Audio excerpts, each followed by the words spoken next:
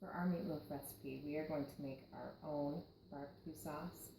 When you look at the ingredient label in barbecue sauce, you'll notice that for many of them, especially the best tasting ones, the first ingredient in there is high fructose corn syrup, which is about the worst kind of sugar for you. It is linked with chronic obesity and even certain types of cancer. So we are going to make our own barbecue sauce in order to avoid that. Now, the barbecue sauce recipe that we're going to use calls for natural ketchup. You will look and see that at the store there are now options available for ketchup that uses sugar, regular sugar, instead of high fructose corn syrup, which is definitely better for you, but still not great. Tomatoes are very sweet and don't need a whole lot of sugar, and so when you add sugar to them, you should make sure that you're adding natural sugars. So we are going to start with a recipe from a blog called Earthy Mama, and it is homemade 5-minute ketchup. You start with the tomato paste. I like to buy the organic tomato paste at Costco. Often when you buy in bulk, you can get things at a better price, and Costco has very good quality ingredients. They are one of the companies that does the most quality checking for all of their products, and so I like to use their products. So we're going to put it in the food processor to make sure that it gets blended evenly.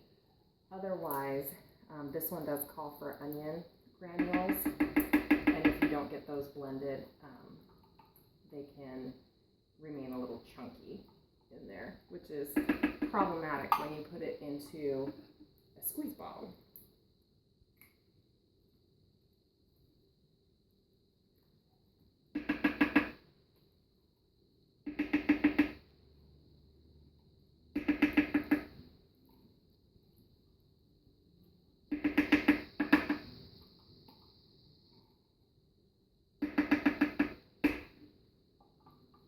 The next ingredient that it calls for is apple cider vinegar, which is right here. It calls for 2 tablespoons of that. I'm going to put a little bit more because I am not quite doubling the recipe. It calls for a 7-ounce can of tomatoes, and these come in 6, so it's just a little bit under double. So I'm adjusting the ingredients a little bit. The next ingredient is organic honey.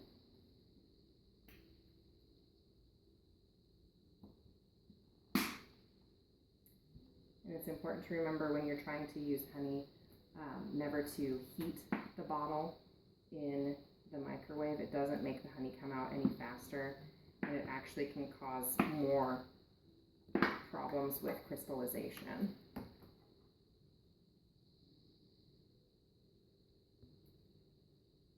Now, what would have been smarter would be to do the honey first and then use the cider vinegar to kind of rinse it out and make sure that you're getting all of that honey in there. So I'm going to put just a tiny bit more of the cider vinegar just so that I can get all of that honey out.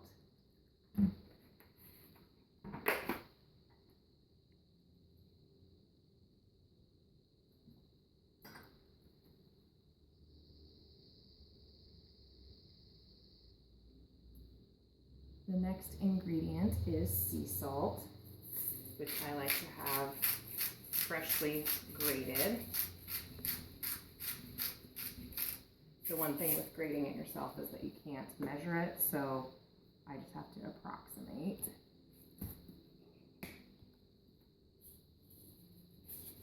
Here are the onion granules that I was saying we need to process in the food processor to make sure that they get smoothed out.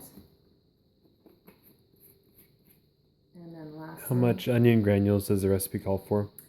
It calls for a 1/4 teaspoon, but I like to do a little bit more, and again, I'm almost doubling it, not quite. So then cloves, if we're doubling the recipe, about 1/4 teaspoon, and same with the allspice. So then you put it together in your food processor and blend, and you have homemade ketchup.